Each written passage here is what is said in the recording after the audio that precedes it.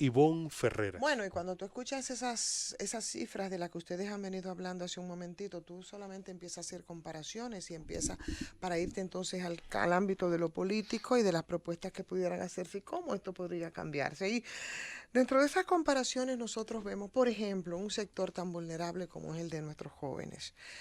Y en el caso de nuestros jóvenes, decíamos temprano, cómo tú ves que te titula el listín diario en una información, en un trabajo de investigación que mi querida compueblana Wanda Méndez hace sobre los matrimonios infantiles, 258 en los últimos meses. Esos son las cifras de cuánto, de 16 por mes, que es mucho. Y eso es sobre la base de la ilegalidad. O te vas y ojeas los diarios y te encuentras con que una muchachita con apenas 12 años en Puerto Plata en una escuela es obligada a tener sexo oral.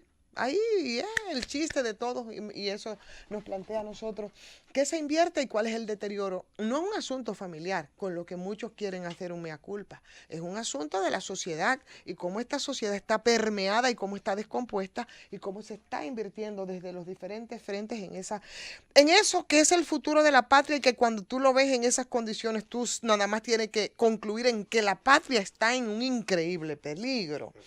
Entonces, tú sigues viendo estas cifras y entonces vas a las evaluaciones que se hacen a propósito del tema de la educación que tratas tú, Jesús, cuando me antecedes. Y resulta que nosotros tenemos en esas evaluaciones que los muchachitos de sexto grado, ¿m? Con un más bajo nivel en la escuela pública, pero evaluados igual en la pública y la privada, en las materias básicas son un desastre. Ujú. No avanzamos. Entonces, Matemáticas, naturales, sociales. las Una básicas, locura. las básicas, ¿verdad? Claro. Entonces no avanzamos y más bien nosotros seguimos con una preocupación y entonces me voy al editorial que trae el periódico hoy, el periódico El País, el Día, y pone entonces el dedo sobre la llaga cuando habla de las incongruencias y esa incongruencia yo la extrapolo a esas cifras de 5.7 crecimiento que dice el gobernador del Banco Central, cuando habla de que nunca va a poder haber una solución definitiva, señores, a las proliferaciones de estos elementos que estoy poniendo sobre la mesa, de los mentados matrimonios infantiles, de las uniones tempranas, de los embarazos, de la no planificación en las niñas, del tema de la educación.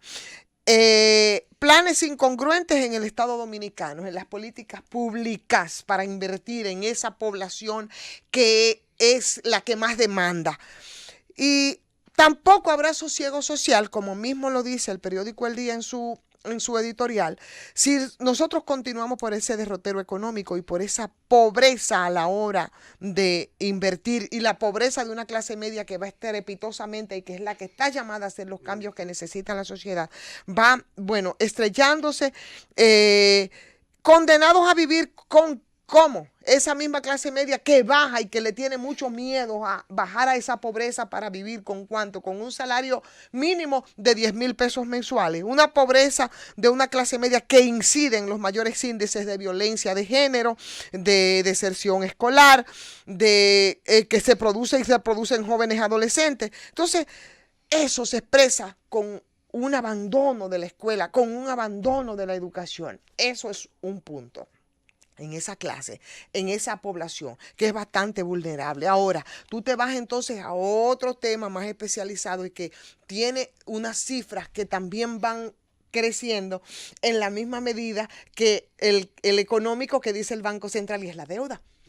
Y tú dices, Jesús, sin ser uno un experto, y como algunos sugieren que lo dicho por Valdés Albizu se rebata con cifras exactamente iguales y estadísticas, como si la gente no tuviéramos nada más la posibilidad de estericar el peso hasta donde llegue, que es la mayoría de la gente, cada día, porque de manera deficitaria tiene que despuntar cada mes para cumplir con sus necesidades, mucho menos cuando puede tener a la mano esas cifras estadísticas que tiene un grupo de gente vagos en muchos casos en el Banco Central y por lo que ganan Claro. todo el dinero del mundo para marear, así en términos cómo se expresa la gente comúnmente. Entonces, no es lo que tú puedes con lo que tú les rebates. No, yo creo que rebatirlo con esos datos de la realidad, con eso mismo, que los mismos medios que te sacan grandote y como información principal, lo que dice Valdés Albizu cada 3 meses, esos mismos medios son los que te están a ti poniendo igual de relieve todas esas necesidades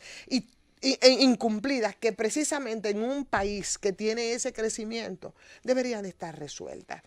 Entonces son esos mismos medios que te hablan a ti también de a cuánto nosotros alcanzamos aquí y cómo va creciendo el tema de la deuda. ¿Y cómo puede crecer un país? ¿Sobre la base de qué? De deuda.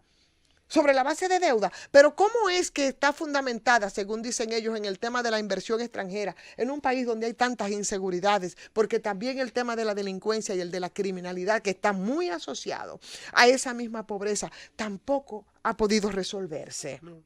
Entonces, tú dices, óyeme, podremos buscar un técnico en economía que nos pueda dar esas explicaciones técnicas, ¿verdad? En la misma magnitud y en el mismo nivel que lo hace el gobernador del Banco Central. Pero mientras tanto, la realidad es bien distinta, porque aquí definitivamente no hay garantías de absolutamente nada. Esos mismos diarios te hablan aquí, por ejemplo, de los hospitales regionales a los que por baja de presupuesto no han podido ser entregados ni han podido culminar. Y yo decía, y decíamos esta mañana, Josefina y yo, que algunos que no han podido ser terminados, pero hay otros que ni siquiera han iniciado su construcción, y referíamos el caso del hospital de mi provincia, de la provincia de Bauruco y su municipio cabecera, que es Neiva, con el hospital San Bartolomé, que se le cayó en los ojos, se le cayó encima a los pacientes. Sí. Y lo último que nosotros dábamos cuenta aquí era que para tú ingresar ahí, tú tenías que llevar tu propia sábana, porque si no lo que te tocaba era tirarte en la lona, en el plástico,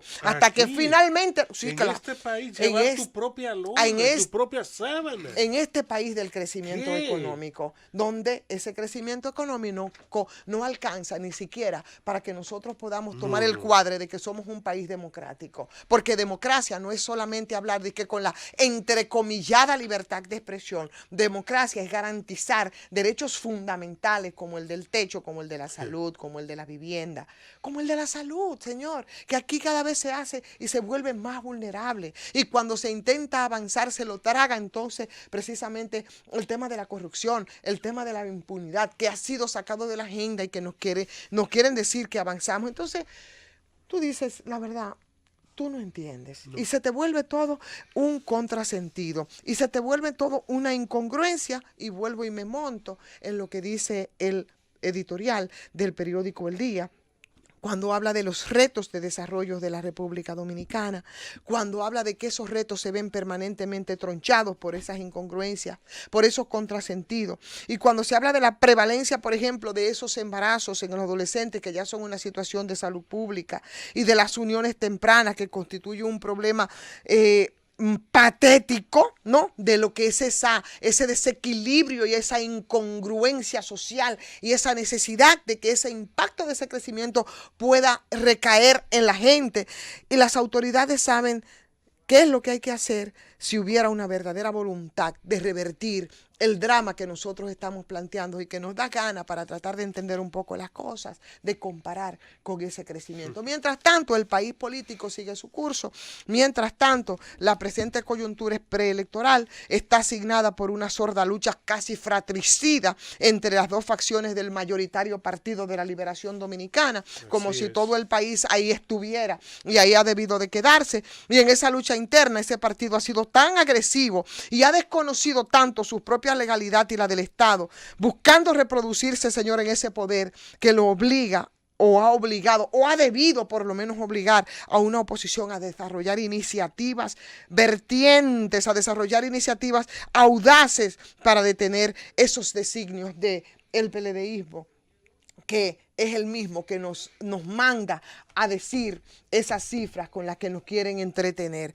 Ese es el país que nosotros tenemos, ese es el país político, con elementos que hacen que esta coyuntura, que es preelectoral y que involucra y envuelve a todo, completamente distinta de las anteriores, discurre entonces en medio de un altísimo sentimiento de repulsa a la intolerancia y a la prepotencia del núcleo duro del actual gobierno y de todo el Partido de la Liberación Dominicana, y que nos hacemos los locos frente a algunas cifras que nos dan cuenta que un 58.4% del actual gobierno quiere que sea otro partido que gobierne el país a partir del 2020, y nos hacemos los locos cuando nos dicen que un 68% se opone a que el danilismo modifique la Constitución para continuar en el poder. Nos hacemos los locos y no nos detenemos en nada de eso, Jesús.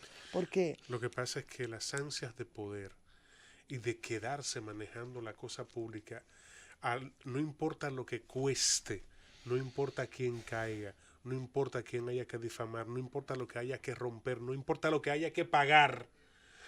A ellos no les importa, porque su único objetivo es quedarse manejando la cosa pública. Y eso lo van a hacer aunque tengan que imponerse. Y si no, recuerden lo que decía el señor José Ramón Peralta sobre el control del Estado, sobre la manera absoluta que tienen ellos y a cualquier costo de quedarse mientras todo el país se destroza. Ante eso, la oposición debería de enseñar algún mollero, que entonces también la crítica va hasta ahí, e ir mucho más allá del denuncismo de diversas modalidades, señores, en los medios de comunicación, en el Congreso y en las demás instancias donde está presente haciendo acciones de calles, como expresión del descontento, canalizar ese descontento de la gente con expresiones multitudinarias que yo estoy segura. ¿Por qué aquí el éxito de las marchas verdes? ¿Por qué la gente que se frenó en algún momento? Bueno, pues igual se quiso nadar en ríos revueltos. Claro, se también. Quiso cambiar la posición y además la intención de Marcha Verde. Claro que sí. Y fue manejado desde como el Estado para eso. expresión de eso, que diferente, por ejemplo, con ese raso que sale y te dice, y que podría tener incluso algunos elementos de trastornos, es posible, pero hay una realidad que es cierta, que la gente está harta. Entonces, yo creo que a través de las organizaciones colocadas a la vanguardia como expresión y como canal de todo ese sentimiento de frustración, yo creo que debería estar una oposición que no nos da muestra de eso. Entonces, esta coyuntura con una potencialidad bastante buena para producir una regeneración democrática e institucional de esta sociedad, no sabemos quién es que lo debe hacer. Mientras tanto, aquí seguimos nosotros,